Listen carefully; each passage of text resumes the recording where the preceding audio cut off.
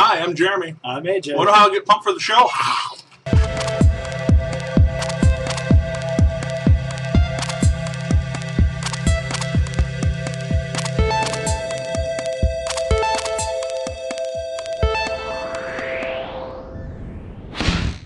Action. Romance. Adventure? Yeah. Welcome back to another day of Extraordinary Times. Okay, so yesterday we talked about this kid who, was questioning the great and powerful Obama. And, well, his teacher was shouting him down, very much like an Obama blind supporter will do. I will say some people support him not blind, but moving on. Some.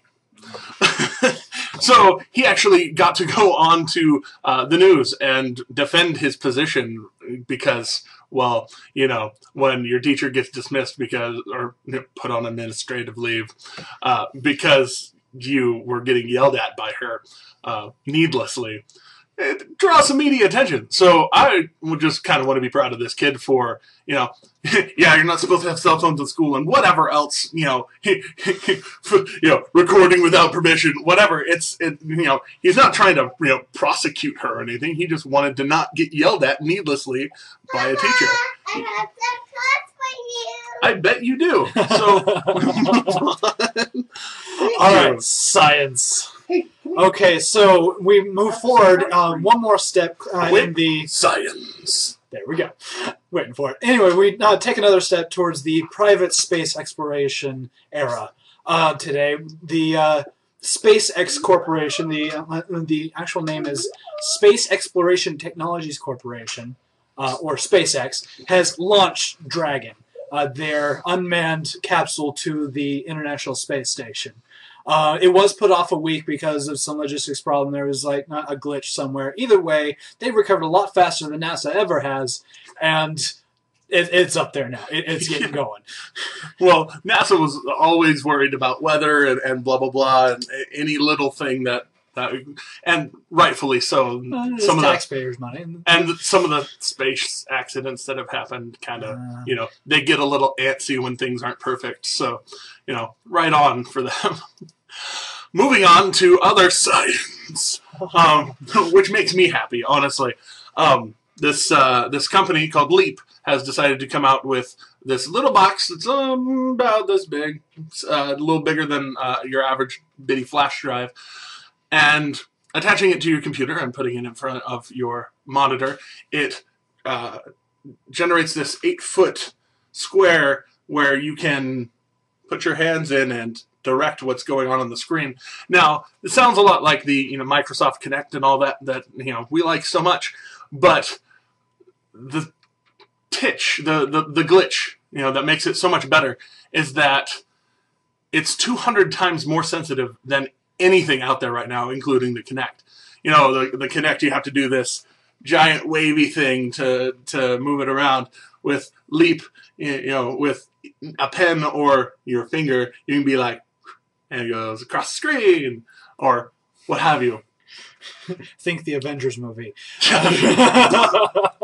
Tony Stark technology. Oh my gosh. Literally, it can detect movement of less than a millimeter. I'm just, and it's only $70. 100th of a millimeter. $70 for pre-order. If you get into the ground level, they'll give it to you for $70. They're probably going to cost a lot more when they actually, put it out for consumers who didn't jump on the train. Right. So, do it if you like. I might like if I have the money laying around. Which reminds me, subscribe. Moving on. On to new section has been opened in the Houston Museum. I'm just going to wrap Houston up news. This. I hate when people think of Texas as stupid because we actually have some of the smartest things in the country. One of the best museums, several of the best museums. P.S. Good medical. Anyway, so new wing's been open, a state of the art that's been worked on for a long time. I actually knew this was going on because my dad had some insider information. But anyway, so they're going to be having some really awesome artifacts and some really amazing things to be able to even touch, like rocks that are millions of years old. You're going to be able to just go up and touch some of these. Some of the most beautiful and strange species that have roamed this earth are going to be there.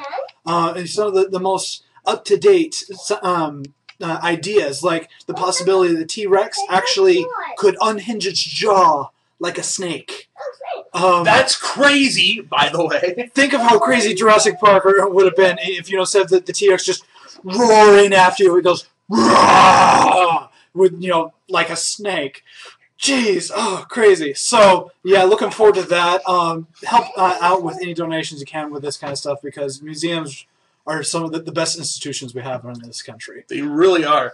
So, there's a high school by the name of Mesquite High School in Texas, also more Texas news, that had to recall their entire yearbook line because of a line in the special education section where the special education people wrote in, I'll quote the entire thing. It says, where is it? Some of the disabilities the students in the special education program have are being blind, deaf, or nonverbal. And it goes on to say, it described several students as blind and deaf, as well as mentally retarded. Now, of course, the offensive phrase there being mentally retarded.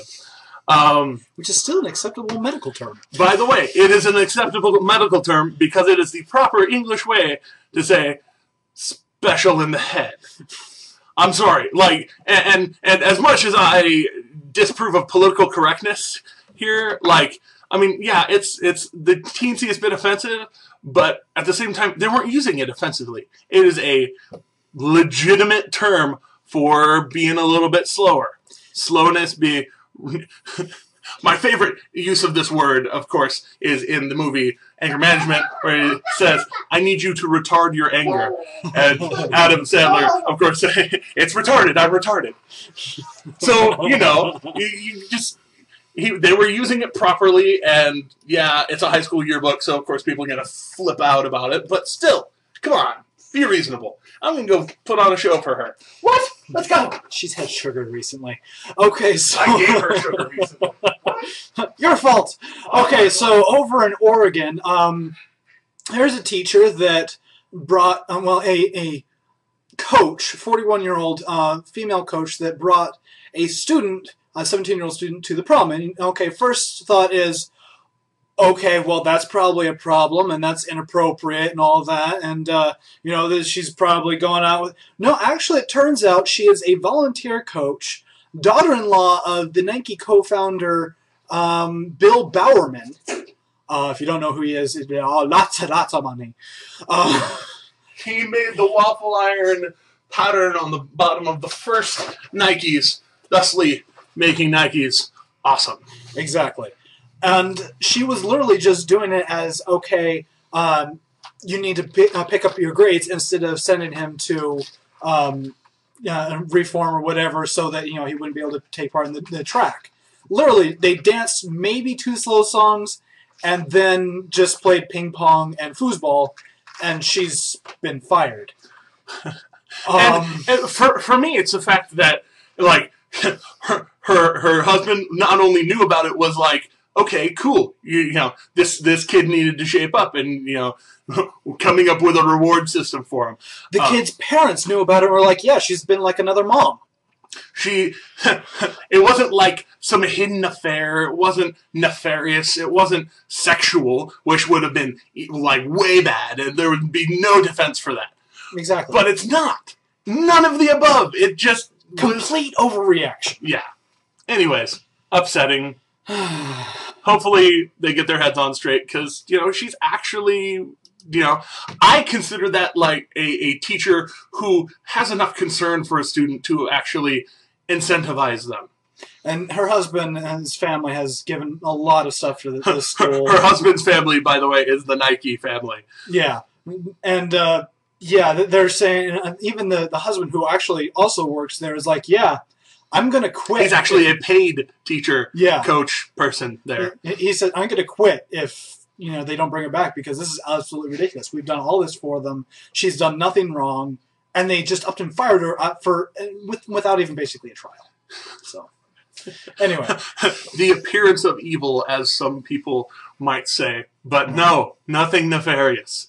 And we move on to, well, Montgomery County, Maryland, where a 911 operator was called, and this woman's husband was not breathing properly, and she was freaking out, as wives will do occasionally. And the 911 operator sent her to a dispatcher. And the woman's like, hello? And nothing. And hello? And nothing. And hello? And nothing. And another dispatcher picks up real quick and starts helping her out. And all of a sudden there's some snoring on the line. And some more snoring on the line while the other dispatcher's helping her out. And the other dispatcher's still helping her out. And about 4 minutes into the call, all of a sudden the dispatcher wakes up, who is sleeping because he was snoring into the phone. And he doesn't even know what's going on. He's like, "What's your address? What's your address?"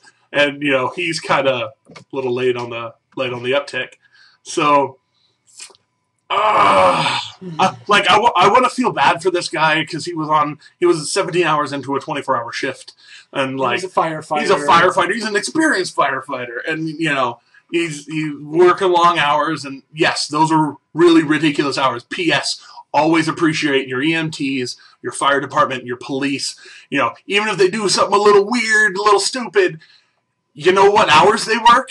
Hours you wouldn't ever want to work. I've worked a 48-hour shift. Never again. But at the same time, I can't just pass it off as, they work long hours. They all work long hours. This guy was not taking his 5-hour energy like he should have, or something. Yeah. Something to keep him awake. So, he's on leave, and, he might see the light of day again, hopefully, as soon as he gets a little motivation to not sleep on the job. And as I said, they've never really had a problem with this before, so... Yeah. So, it's not a department thing. It's an isolated incident. Hopefully, it all works out. All right, so over into Sacramento County, Modesto area. California. Yeah, there is a robbery that happened. Man goes into a store and tried to rob it and tried to get away. The thing is, he had his 2-year-old grandson with him the entire time. So, first off, important thing is that it was a supply shop, like a Home Depot, like a mom and pop True Value kind of store. Not one that's going to have a bunch of money in the register.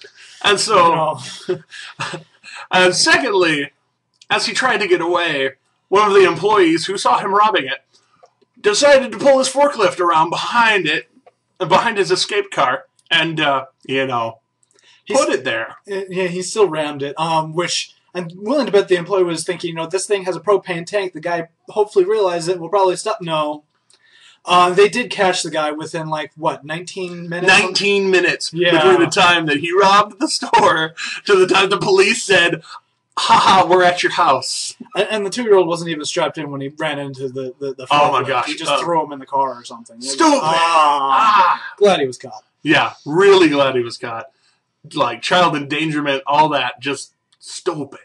So we move on to Denver, where a woman, by the way, no good deed goes unpunished. That's kind of the moral of these last two stories. I'm going to ruin the surprise now. Because this woman, ordering at a McDonald's, decided that when she saw these people throwing trash out their window onto the McDonald's pavement, not even putting it in the trash thing that is at the front of the line. By the way, in case you don't know, there's a trash can up at the front of that drive-thru line, always at a McDonald's. But this woman, yelled to the people throwing out the litter, and they basically flipped out. Allegedly 2 women and a man jumped out of the truck, or SUV, I think, and came over to her. No, blue Cadillac. I'm ridiculous. Right. Moving on. Jumped out of the blue Cadillac. One of the women came up to her, started punching her in the face. The woman tries to defend herself. That lady bites her hand. Bad. Other side of the car, gentleman takes his grape soda, throws it on her. And now is the point of the story where I have to say that they were African-American descended folk, because way to reinforce the stereotypes. threw his grape soda on her and said, "This is for you, you white bee. It's his grape soda." Just in case you didn't get the grape soda all over you. So, it just frustrates me that people will be so ignorant and so angry about their own bad choices. And we move on to the last story. I'm going to cover it real fast because we are over time once again. Sorry about that. So, man has his 2-year-old son? No, 5-year-old son in a Jeep, goes and parks it real quick. He's just working on something. I can't. Doesn't matter. No.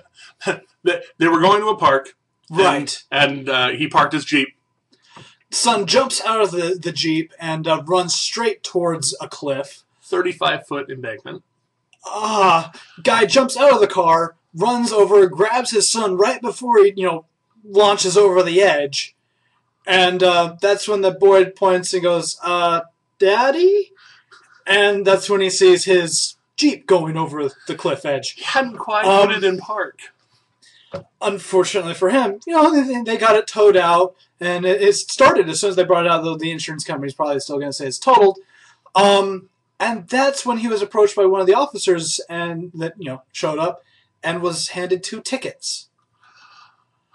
One of which for not pulling the emergency brake, which the cop said you could have taken 5 seconds to do. I'm thinking, with those 5 seconds, the kid could have launched over the edge. It's a good thing he didn't take those 5 seconds. I mean, really? The worth of a human life is more than the worth of a car. And the guy's not even going to defend it. Officials say he can probably get it rejected, but he's not even going to. There's a $50 ticket and a $60 ticket. He's like, I'm just glad my son's alive. I'm going to pay the ticket. It's not worth the hassle. Poor guy is just in shock and it's stupid. Yeah. Stupid. Just, I want to feel for the cop. I want to feel for, the situation, but it's best judgment. I have to say, has to be handed to the father. Yeah, absolutely. Kid jumps out of your car, you respond. You don't think about anything else but your kid. At least if there's nobody else in danger. Right. And there wasn't. So moving on. Thank you so much for watching. As always, I'm Jeremy. I'm AJ. These are extraordinary times. Like us if you liked it. Favorite us if you really liked it. Subscribe to us if you want us to do better. And we'll see you tomorrow. Be aware.